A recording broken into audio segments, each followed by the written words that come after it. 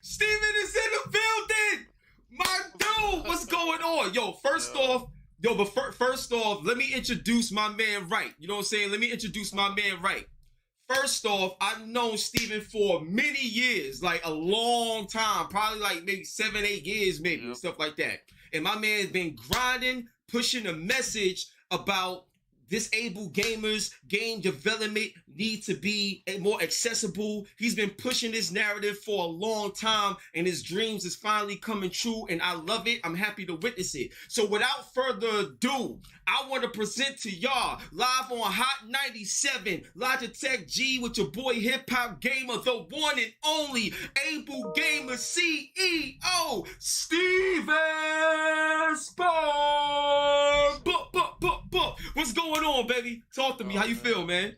It's so good to finally get to hang out with you and check out all the amazing hype that you are. You are the most energy tornado human being I have ever met in my entire career. I love it, dude. Yo, let's go, son. Yo, I love you with a passion, man. I appreciate you, man. I can't wait to see you again. When I see you, you owe me like a million hugs, bro. I know, right? I know, it's been forever, man. This pandemic's been long. Shit.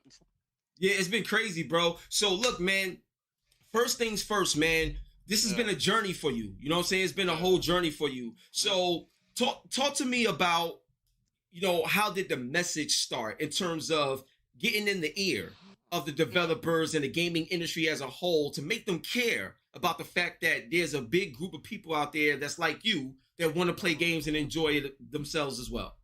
Man, it was all about starting in the very beginning back when I met you, and I was just a young whippersnapper trying to get the attention of some people in the industry. And it was really reaching out to people like yourself that got that message out there. So when I was a young gamer in my 20s and I thought I knew everything, and I was young, cocky Steve, I was reaching a point where I could no longer use a keyboard anymore. I had to figure out something else out, and I wanted to keep being able to play games, right? And I had gone on the internet and was looking up ways that you could play games without having to use a keyboard, and I stumbled upon this website called Able Gamers, and this started by this man named Mark Varley, and what a genius he ended up being. He had this entire website that was dedicated to what you could do if you were disabled and how you could keep playing. But one of the articles said, you can't play World of Warcraft if you only have one hand. And I was like, ha, I know that's a lie because I can. And so I emailed him and I'm like, Dear Mark, you're an idiot. I can totally play. And he was like, And luckily for me, he didn't like kick me out the airlock, which he always should have done. He was like, "Oh yeah, you think you could write it better? Then write it better." And I was like, "Oh yeah, well I will," and I did. And it helped someone else. Someone came up to me at one of the packs and said, "Hey, I read your article. It let me keep playing again, and thank you." And I was like, "Wow, this is the new dragon to chase, man." It felt really really good. And the rest of the 15 years sort of writes itself with a lot of little jumps in the middle there. But I found along the way that, man, it feels a lot better helping other people out than yourself. Yo, first off, I gotta clap it up for you, bro. Because I had to learn the same thing. So, with my story with my grandmother, teaching me how to play games, rest in peace to my grandma, like I learned the same thing that the more I can help and make an impact for somebody else, Yep. that's the feeling. Like that's that feeling that you dream of, man. So I'm so glad that you came to that conclusion as well. So the next question I'm gonna hit you with is this, man. There's a lot of people that may not know what your day to day is like. You know what I'm saying? And also, overcoming, the struggle of there's some people out there that could be real mean and real hateful because of your situation. But then you got other people that love you and support you and help you push through. So my question to you, man, is what's your day-to-day life like in terms of someone in your situation, and how do you maintain your joy in what you do on a day-to-day basis? That's a great question, man. So, my day to day as a disabled person is pretty simple. I have very little movement in any of my extremities because the disease that I have, spinal muscular atrophy, is taking away my muscle ability. So, slowly but surely, I'm losing the ability to do things. So, when I was born, I didn't walk, I didn't crawl, but I could use my upper body. And now that I'm, 40, I can pretty much just move my fingers on a mouse and I can talk. But eventually, my end will be not being being able to eat, not being able to talk, and that's a pretty dark future to think about. Nobody wants to get to the point where you basically can't do anything, right? So my joy comes from the fact that I don't live there yet. I live here now, where I still have some abilities and I still have the things that I have. So rather than look at the things that I don't have, I look at what I do have. And one of my threading messages in everything that I put out, I have a YouTube channel where I put out philosophy and stuff like that because I want people to kind of learn some of the lessons that you may not learn if you don't have to go through life as a disabled person, where you have to figure everything out and kind of like a MacGyver style life at all times, right? My philosophy is always this: you never know when you've had your last good day until it's gone. So Mm.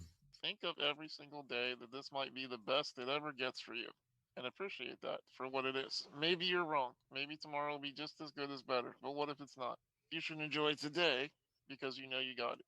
So, I lost my nana when I was 9 years old. I lost my ability to breathe on my own when I was 10. I lost the ability to drive a wheelchair when I was 16. I lost the ability to drive the one I have now when I was in my late 20s. Fortunately, technology gave me that back, but Mm. you lose things all the time.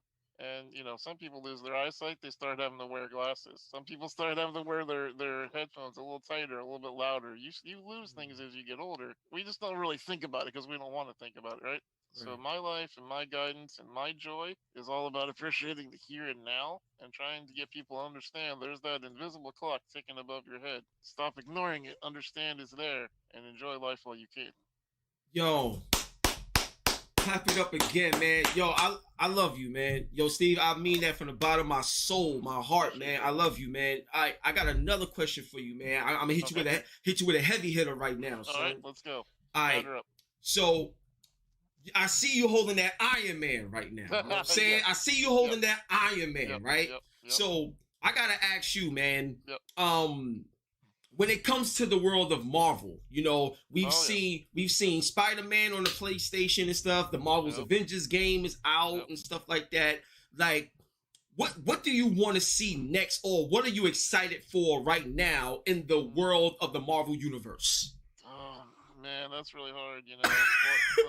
Are we allowed to talk spoilers? Cause man, the Oh, you know what? No oh spoilers, because I don't want nobody to beat me up oh either. You know what I'm saying? oh So no man spoilers. oh man. Well, let's just say that that certain characters that may or may no longer be with us is real hard for me to deal with in that way because of the characters that I aspire to be in my real Mm. life. But man, in the Marvel universe, I just love the way they thread everything together. I don't think anywhere does that like that. I put out a call on Twitter not long ago saying like, yo, one of the last dreams I've got is I really want to work with Marvel, and I had one of the Marvel VPs reach out and be like, hey, welcome to the Marvel family. How you doing? So What? yeah, it was really cool. So hopefully that's something I'll get to do here in the coming months and years. But man, I love the Marvel universe. I think it's a great thing. I love the way they tell their stories. Basically, because if you look at every single movie, they all have an underlying philosophical advice. Like Yeah, Iron Man's all about conquering your flaws and being the flawed human you are, but try to do some good with it in the meantime. Like absolutely. I love that they do that. It's not just figuring out that your mom's name is the same as your villain. It's not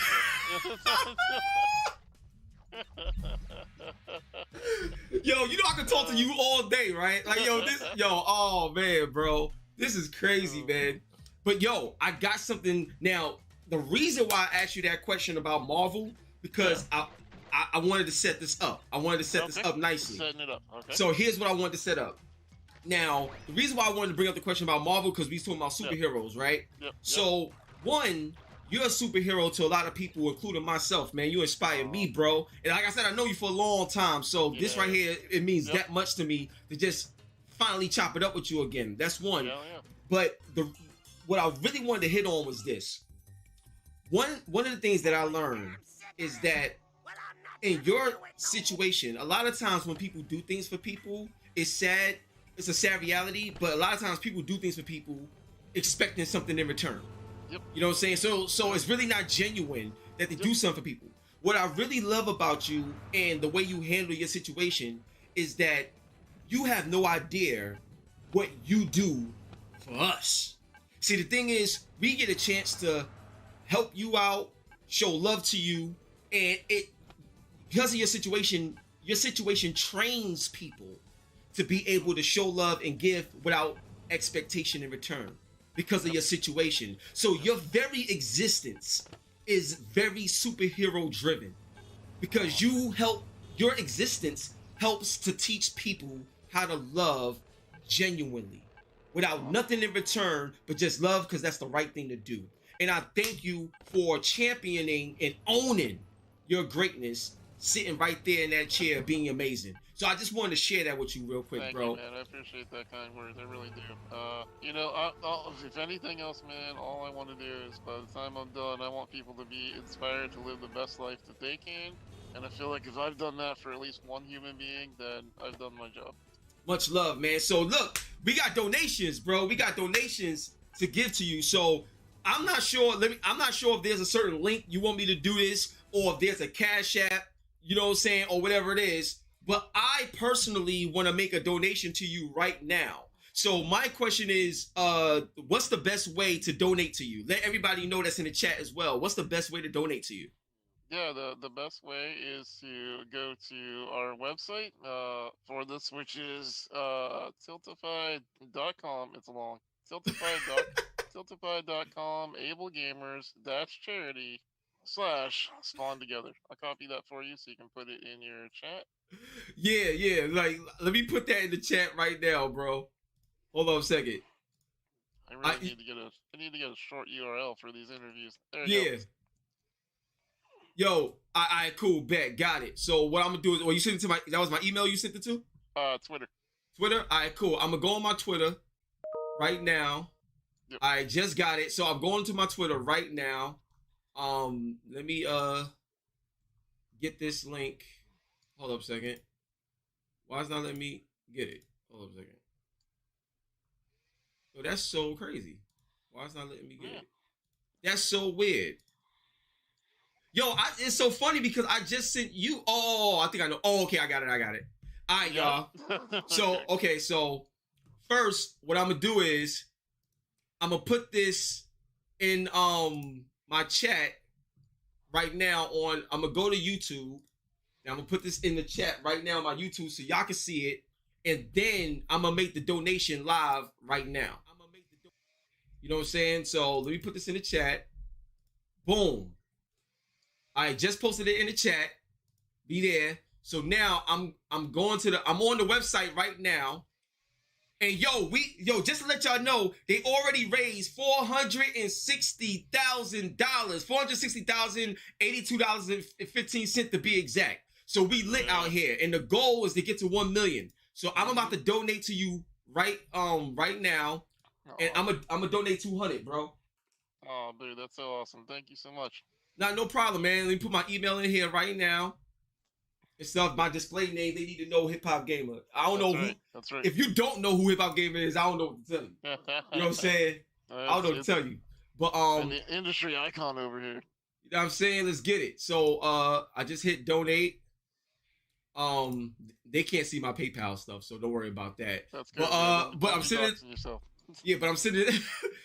I'm sending it right now, bro. $200. Oh, it's so nice of you. Donation is processing, and okay. Donation complete.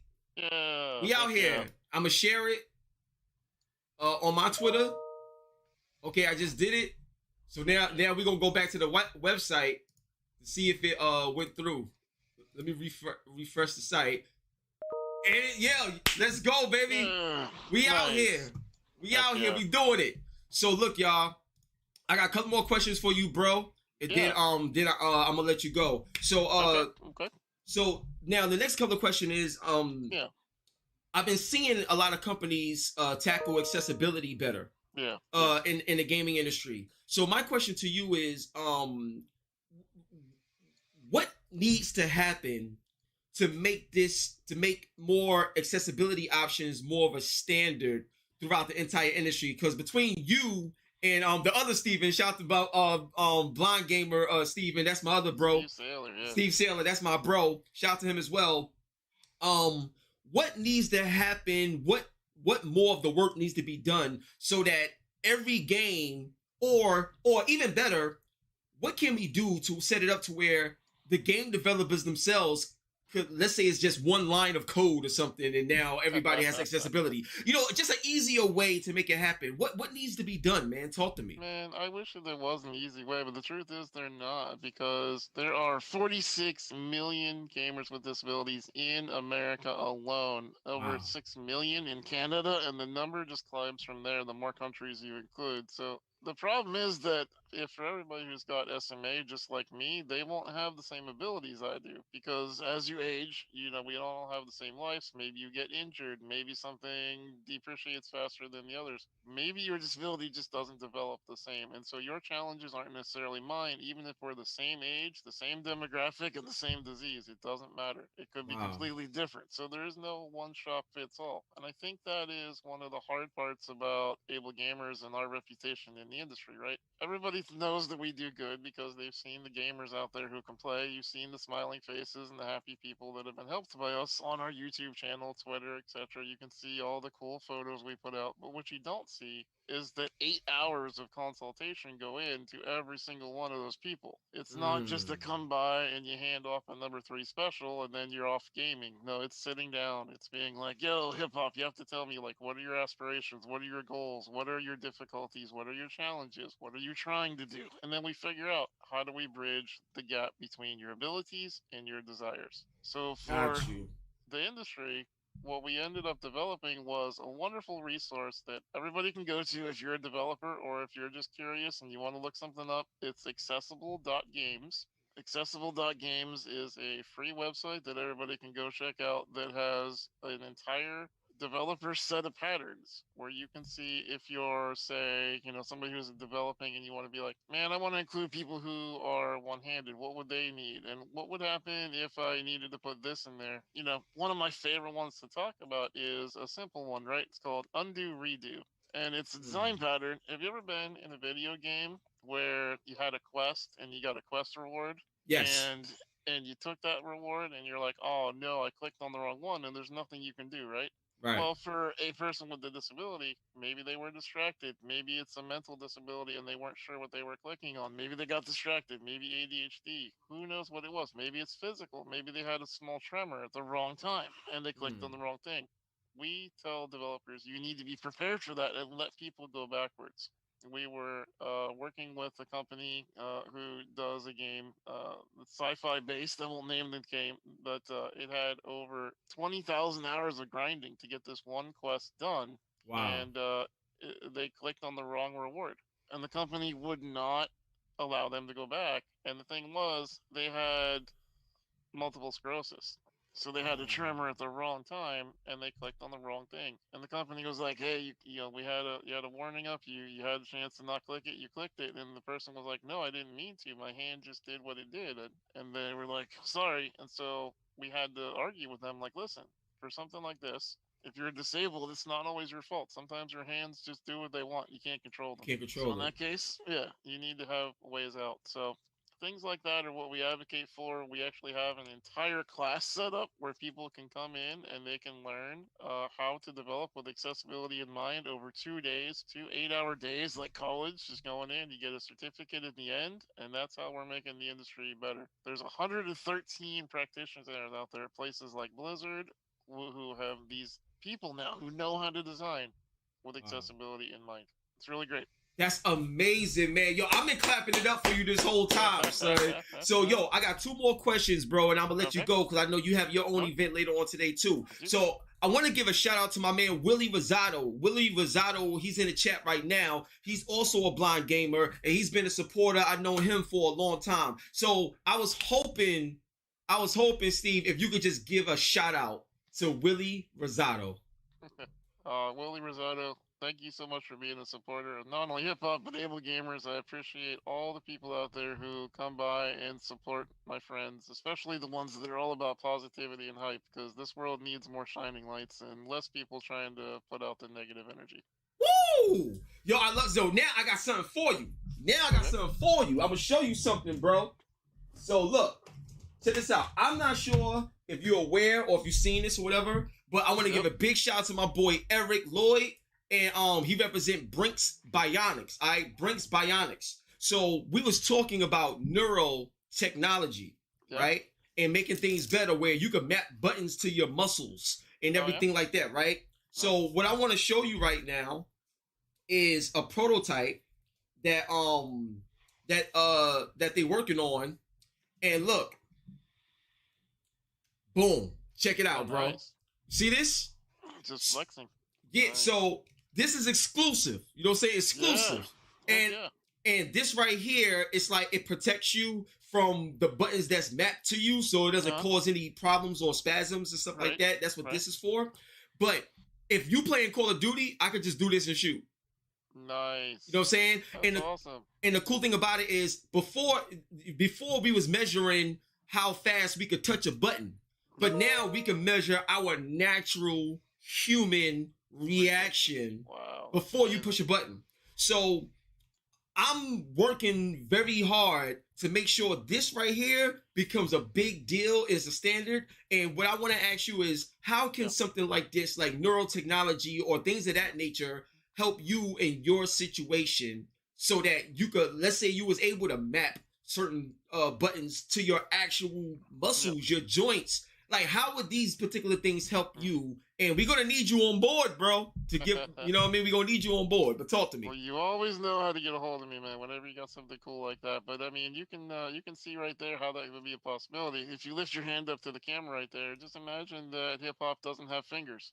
That's a reality for hundreds of thousands of people who are gamers. My good friend No Hands NZ, he's on Twitter. He's a Twitch partner, and he plays where literally no hands. He has a vertical mouse that he uses where his thumb is basically just like half of his thumb is left, and the rest of his fingers are not on his hand anymore. But if you had a glove like that, where it's over the back of the palm of your hand, and so the muscles there are still firing. Yes, that's the kind of thing that would work for someone like that, where it doesn't matter if they don't have digits or if they're no longer functioning as they wish they were. If the technology can feel that your muscles are firing, that's all that would matter.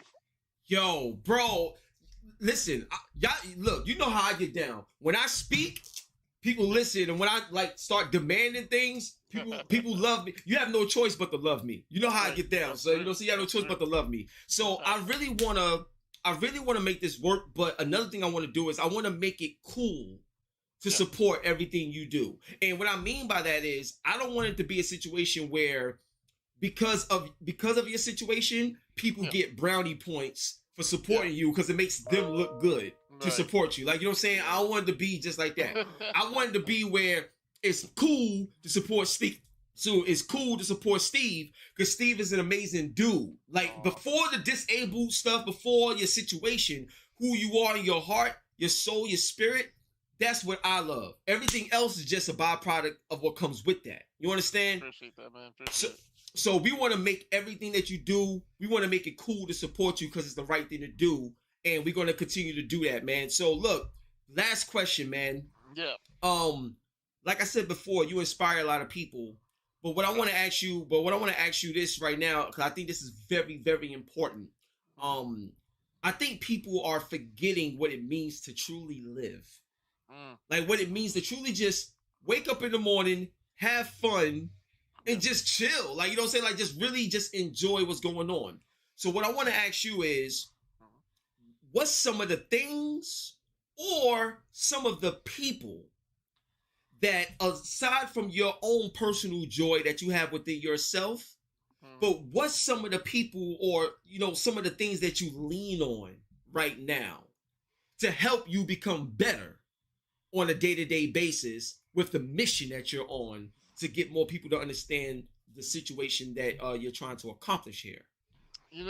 I think that's a great question. The question generally in that sense is who inspires the people who inspire others, right? And I think that's one of the things that we're all looking for is we're trying to figure out how do we inspire others, but who do we draw inspiration from, right? And I think that's some easy answers is that number one, you have to look at who do you want to be like when you grow up? So I look at people like Tony Robbins, Mel Robbins, Sherry Brown. I look at people who are out there who are doing the self-help guru thing, and I'm looking at how they lead others by telling them to lead a good life, and how they lead others by asking them to look internally and figure out, well, how do I do that? How do I make myself a better person? And then I just adapt it to the video game industry, and I look at my good friends like Alana Pierce, Crank Gameplays, Ethan, and the people who are out there really turning themselves into positive beacons of light,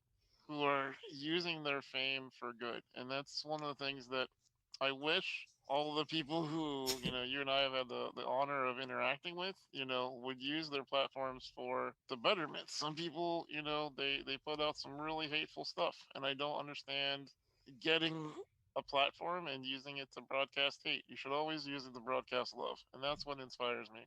And always broadcasting positivity, because I'll tell you what, there's one other better thing that'll inspire you more than anything. A candle has never gone out because it shared its flame with another candle.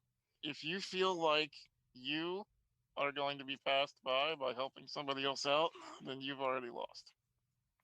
Yo, that's it. Yo, on that note, it's a wrap. I'm telling y'all right now, you know what I'm saying? This is the one and only legendary, the infamous Able Gamers, my brother for life. I love you. The infamous one and only Steve Spohn. Give it up for my dude. Give it up. Thank you so much, man. Thank you so much always, man. So look, I'm gonna get at you later, probably like next week. We're gonna talk again. And I got some plans. Okay. And I got some plans for this too. So we're going to talk, man. On that note, have a great stream later on tonight. Let's get to that million. Let's get to that million for you. Hell yeah. God bless, and I'm going to let you go, man. One love and God bless. I'm going to talk to you later, bro. Take care, my friends. Have fun, everybody. Bye. Peace. Hip Hop Gamer. Logitech.